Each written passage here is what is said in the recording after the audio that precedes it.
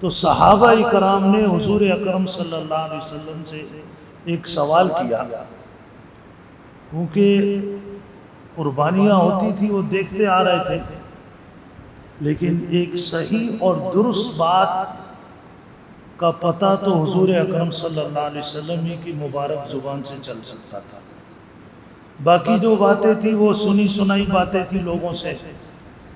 اس لیے صحابہ کرام نے یہ گویا کہ امت پر ایک احسان کیا کہ آپ سے پوچھ لیا کہ ما حاذی الاضاحی یا رسول اللہ، اللہ کے رسول صلی اللہ علیہ وسلم یہ جو قربانیاں ہم کرتے ہیں ان قربانیوں کی حقیقت کیا ہے؟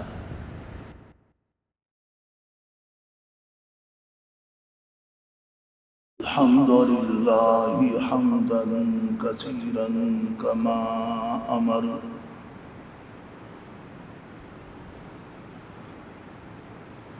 ونشهد ان لا اله الا الله وحده لا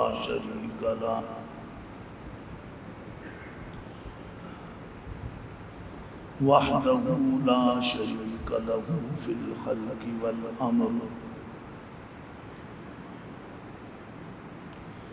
ارغاما لمن جحد به وكفر، ونشهد أن سيدنا وسندنا ومولانا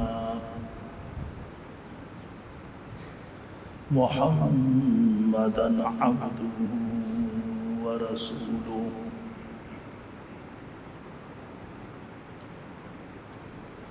المبعوث إلى الأسود والأحمر لتتميم مكارم الأخلاق،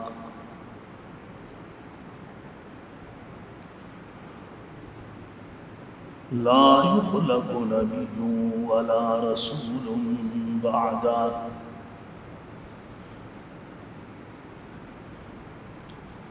ولا أمة بعد أمته، ولا كتاب بعد كتابه،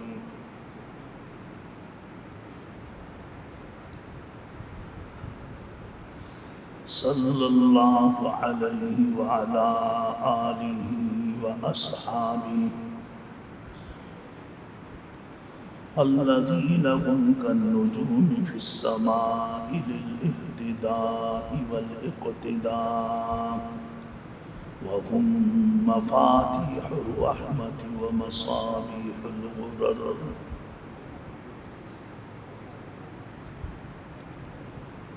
أعوذ بالله من الشيطان الرجيم، بسم الله الرحمن الرحيم،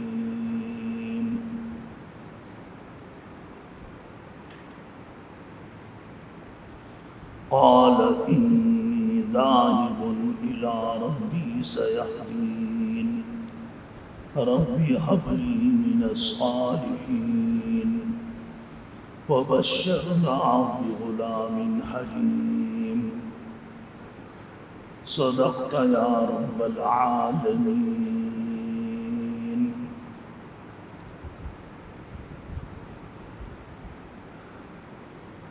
واجب الاحترام گرامی قدر معزز حاضرین محفل، السلام علیکم ورحمۃ اللہ وبرکاتہ۔ آج عید الاضحیٰ ہے، اور عید الاضحیٰ میں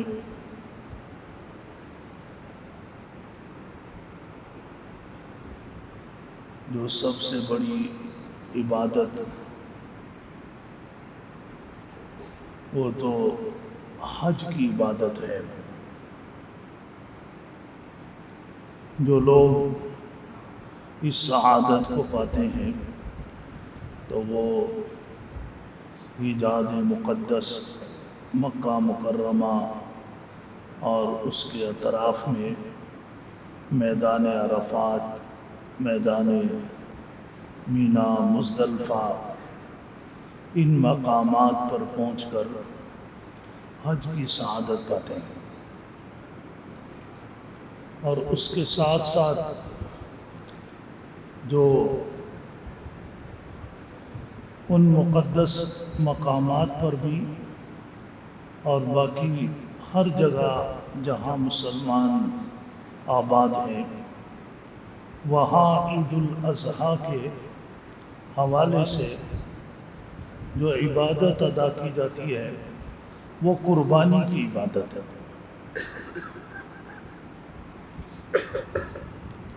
قربانی میں ہم دیکھتے ہیں کہ جانور کو ذبح کیا جاتا ہے، جس میں جو بڑے جانور ہیں جیسے اونٹ ہے، گائے ہے، ان میں 7 حصے بنتے ہیں، اور جو چھوٹے ہیں جیسے بکرا ہے یا بکری ہے تو اس میں ایک ہی حصہ ہوتا ہے۔ یہ ہم اپنی آنکھوں سے دیکھتے ہیں، اور یہ عمل حضور اکرم صلی اللہ علیہ وسلم کی آمد سے پہلے بھی لوگ قربانیاں کرتے تھے۔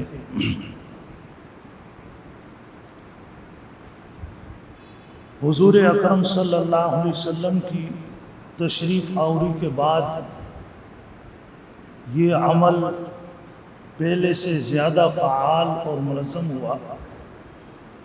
حضور اکرم صلی اللہ علیہ وسلم نے صحابہ کرام کو ترغیب بھی دی اور اس کے فضائل بھی بیان کیے، اور ساتھ ساتھ میں یہ بات بھی ارشاد فرمائی کہ جس بندے پر قربانی واجب ہوتی ہو اور پھر بھی وہ قربانی نہ کرے تو یہ ارشاد فرمائے کہ وہ پھر ہماری عیدگاہ میں نماز پڑھنے کے لیے بھی نہ آئے۔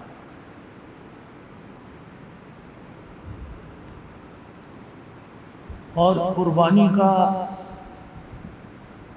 وقت بھی سمجھایا۔ ایک مرتبہ آپ صلی اللہ علیہ وسلم ابھی نماز سے بھی فارغ نہیں ہوئے تھے، تو آپ کو نماز کے بعد بتایا گیا کہ فلاں بندے نے تو ابھی جماعت بھی کھڑی نہیں ہوئی تھی اور اس نے تو اپنا جانور ذبح کر دیا، تو آپ نے فرمایا کہ وہ قربانی نہیں ہے، وہ اس نے اپنی بیوی بچوں کے لیے گوشت کھانے کا انتظام کیا، تو گوشت کھائے، لیکن یہ قربانی نہیں ہے۔ قربانی وہ ہوگی جو نماز کے بعد ہوگی۔ اس میں نبی کریم صلی اللہ علیہ وسلم نے گویا کہ وقت بھی بتایا کہ قربانی کا جو وقت ہوگا وہ نماز کے بعد شروع ہوگا۔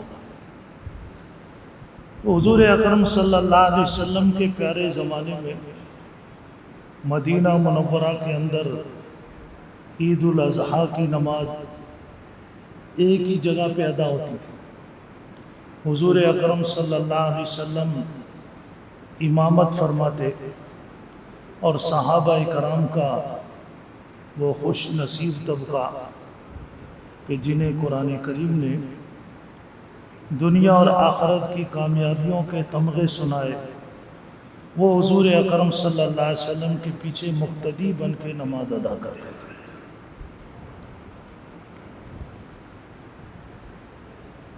حضور کی امامت میں صحابہ نماز ادا کرتے تھے، فرشتے بھی رش کرتے تھے، آسمان بھی رش کرتا تھا، زمین بھی رش کرتی تھی۔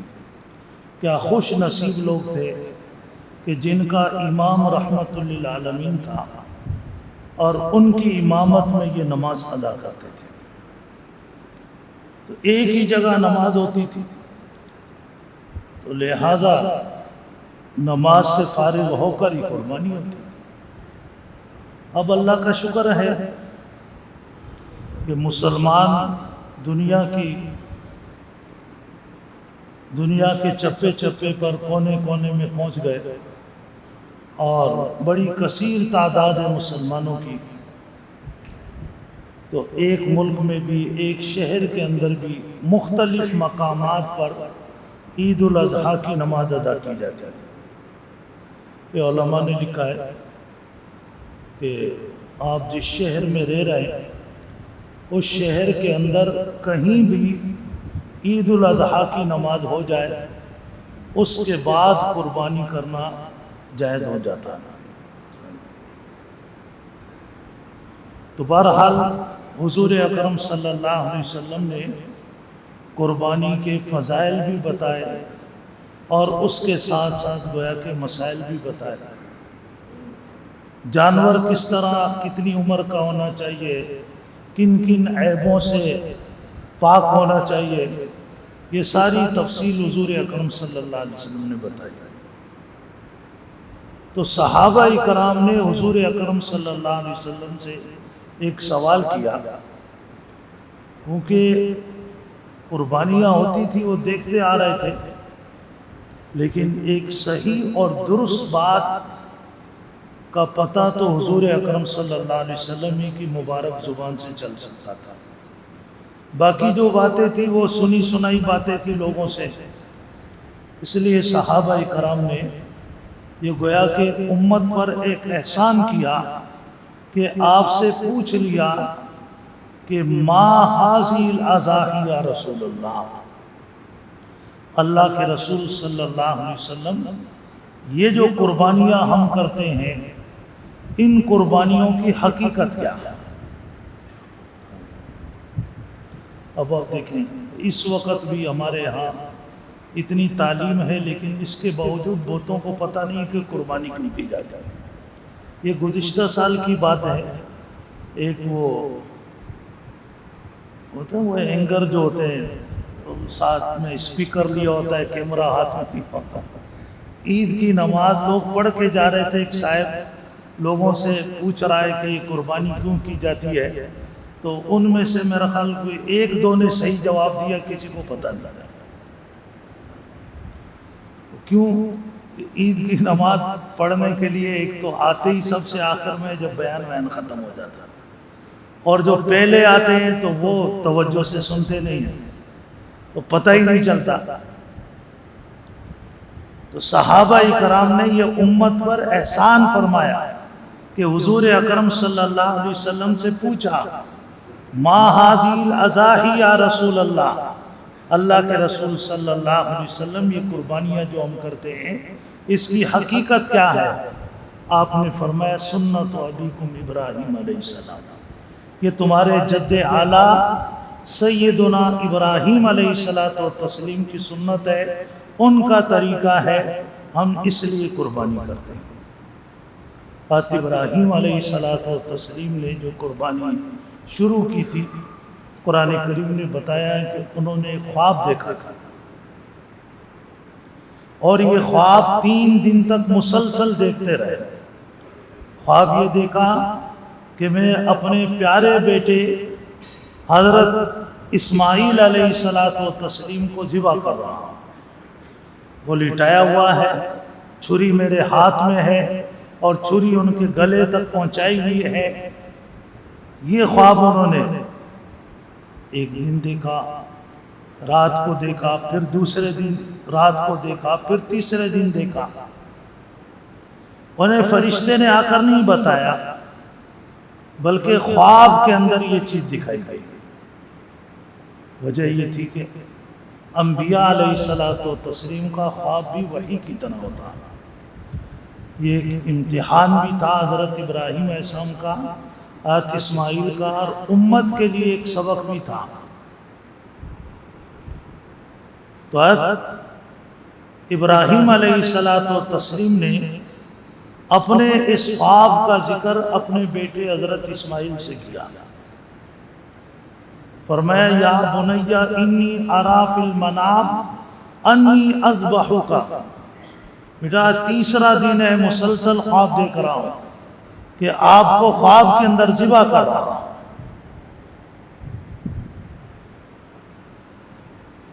تو بیٹا تھا، وہ سمجھتا تھا باپ میرا اللہ کا نبی ہے، اس نے جواب بھی اسی انداز سے دیا، قال یا ابت افعل ما تؤمر، تؤمر، آپ کو جو حکم دیا گیا ہے، یعنی یہ خواب نہیں ہے بلکہ یہ اللہ کا حکم ہے جو خواب کے ذریعے آپ کو دیا گیا ہے، آپ اللہ کے اس حکم کو پورا کریں۔ یا ابت افعل ما تؤمر، اب سوال یہ تھا کہ آپ کا آگے سے ریئیکشن کیا ہوگا؟ جب چھری میرے ہاتھ میں ہوگی، آپ کو نیچے لٹا دوں گا، اس ٹائم تو ہو سکتا ہے زبردستی ہاتھ پاؤں باندھ کے لٹا دوں، لیکن لٹانے کے بعد آپ کی طرف سے کیا ریئیکشن آئے گا؟ اور فرمایا ستجدنی انشاءاللہ من الصابرین، میری طرف سے آپ 100% مطمئن رہے، میری طرف سے کوئی بدتمیزی نہیں ہوگی، کوئی ہاتھ پاؤں نہیں ماروں گا اور اپنے آپ کو چھڑانے کی کوشش نہیں کروں گا، مکمل طور پر آپ مجھے صبر کرنے والوں میں سے پائیں گے۔ یہ خواب قرآن نے یہاں منشن کیا ہے، اور اس سے پہلے ایک بات اور بتائی ہے، اس طرف ہماری توجہ نہیں جاتی کہ حضرت ابراہیم علیہ السلام کی اولاد نہیں تھی، ایک عرصے تک اولاد نہیں تھی، تو انہوں نے اللہ سے جب اولاد کی دعا مانگی تھی تو کن الفاظ میں دعا مانگی تھی؟ قرآن نے ان الفاظ کو ذکر کیا پہلے، کہا، فرمایا ربی ہب لی من الصالحین، اے اللہ مجھے نیک صالح اولاد عطا فرما، ربی ہب لی من الصالحین، اے اللہ مجھے نیک صالح اولاد عطا فرما۔ قرآن نے جہاں یہ خواب بتایا، حضرت اسماعیل علیہ السلام کی بات بتائی، اس سے پہلے حضرت ابراہیم علیہ السلام کی دعاؤں کا ذکر کیا کہ انہوں نے اللہ سے دعا یہ مانگی تھی کہ ربی ہب لی من الصالحین، اے اللہ مجھے نیک صالح اولاد عطا فرما۔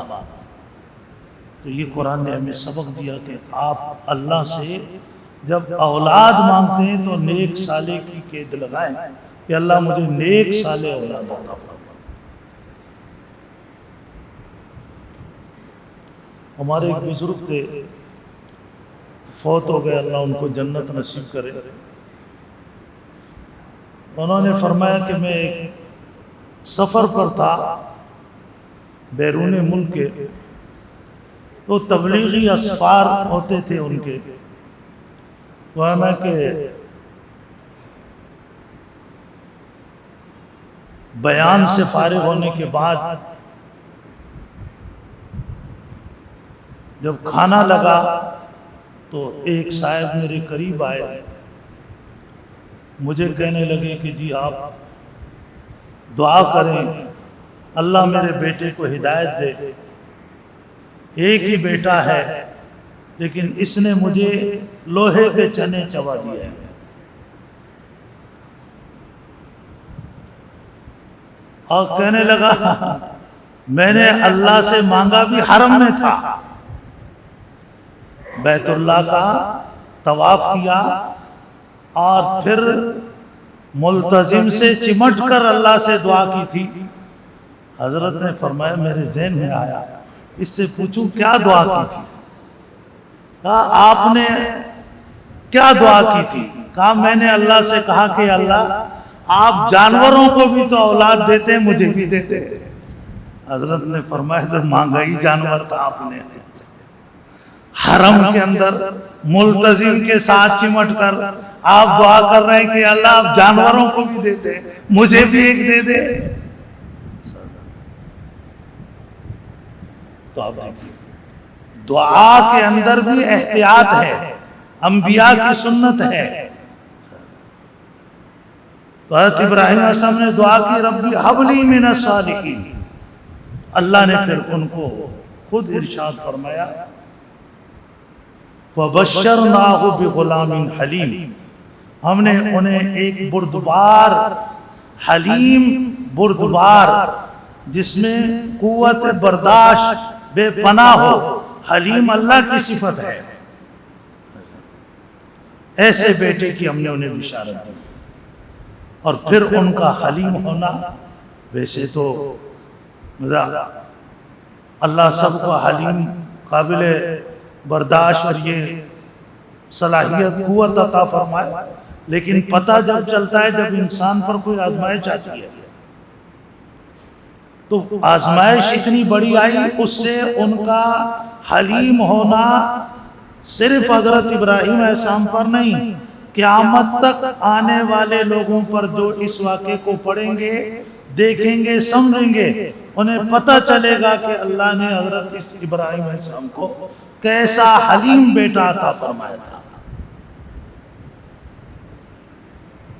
تو میں عرض یہ کر رہا تھا کہ حضرت ابراہیم علیہ السلام نے جو قربانی کی، یہ ان کا ایک خواب تھا، اور اس خواب کو پورا کرنے کے لیے انہوں نے باقاعدہ اقدامات کیے، جسے قرآن کریم میں اللہ نے فرمایا ان ھذا لہو البلاء المبین، یہ بڑی واضح اور بڑی عظیم آزمائش تھی جس میں میرا پیارا ابراہیم 100% سے بھی زیادہ کامیاب ہو گیا. اللہ نے فرمایا قد صدقت الرؤیا، آپ نے ابراہیم اپنا خواب سچا کر دیا. آپ نے یہی دیکھا تھا کہ آپ نے بیٹے کو لٹا دیا ہے اور چھری آپ کے ہاتھ میں ہے، آگے چھری چلی نہیں، نہ خواب میں چلی نہ اب چلے گی. حضرت اسماعیل کی گردن پہ چلے گی، لیکن حضرت اسماعیل کی گردن پہ نہیں چلے گی. یہ چھری اب جنت سے اللہ نے وَفَدَيْنَاهُ بِذِبْحٍ عَظِيمٍ، جنت سے اللہ نے وہاں دمبا بھیجا اور اس کی گردن کے اوپر جو ہے وہ چھری چلی. حضور اکرم صلی اللہ علیہ وسلم نے پوری تفصیل صحابہ کرام کو بتائی کہ یہ قربانی اس طریقے سے چلی ہے. پھر حضرت ابراہیم علیہ السلام نے جنت سے آیا ہوا دمبا ذبح کیا، اللہ کی بارگاہ میں قبول ہوا. اب ہمارے لیے جنت سے نہیں آتا، لیکن یہ جو ہم کر دیتے ہیں جاتا جنت میں ہے. پھر یہ صرف جنت میں نہیں جاتا، ہمیں بھی جنت میں ساتھ لے کر جائے گا. جو قربانی کریں گے تو یہ ان سب کو جنت میں ساتھ لے کر جائے گا.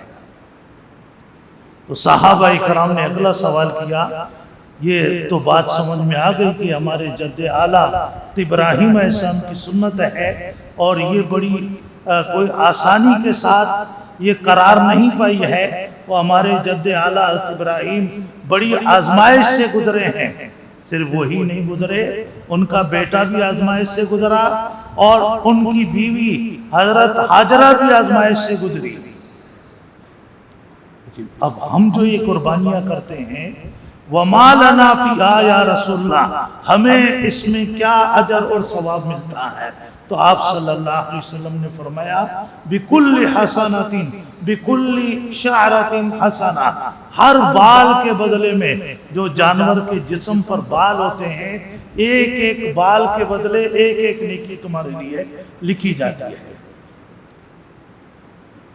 اب صحابہ کا فہم دیکھیں کتنا تیز تھا، اور سوالات سے انسان کی شخصیت پہچانی جاتی ہے. بعض مرتبہ امریکہ میں ادھر ادھر ایسے ایسے سوال لوگ کرتے ہیں کہ ہمیں شرم سے کہتے ہیں زمین پر دے اندر چلے.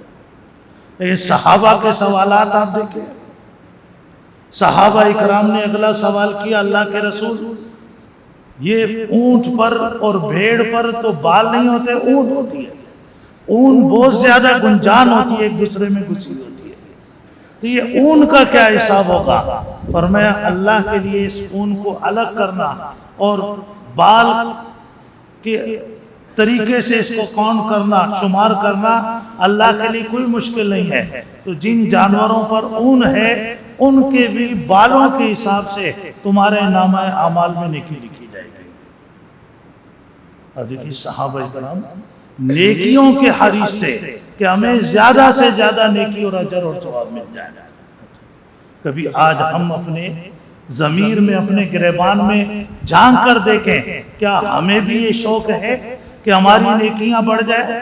اور ایسا کوئی کام جو نیکی کا کام ہو ہمارے ہاتھ سے نکل نہ جائے، نیکی کر کے ہمیں خوشی ہوتی ہو، گناہ کر کے ہمیں دکھ اور تکلیف ہوتی ہو، تو یہ کبھی اپنے گریبان میں جھانک کر دیکھیں، اگر ایسا ہے تو اللہ کا شکر ادا کریں، نہیں ہے تو اس کی فکر کریں کہ مرنے سے پہلے اللہ یہ احساسات اور یہ جذبات جو صحابہ کو اللہ نے عطا فرمائے، اللہ ہمیں بھی عطا فرمائے، تاکہ ہمیں بھی قیامت کے دن اللہ پاک صحابہ کے پیچھے اور ان کی اقتداء میں اللہ ہمیں بھی جنت الفردوس میں داخلہ نصیب فرمائے۔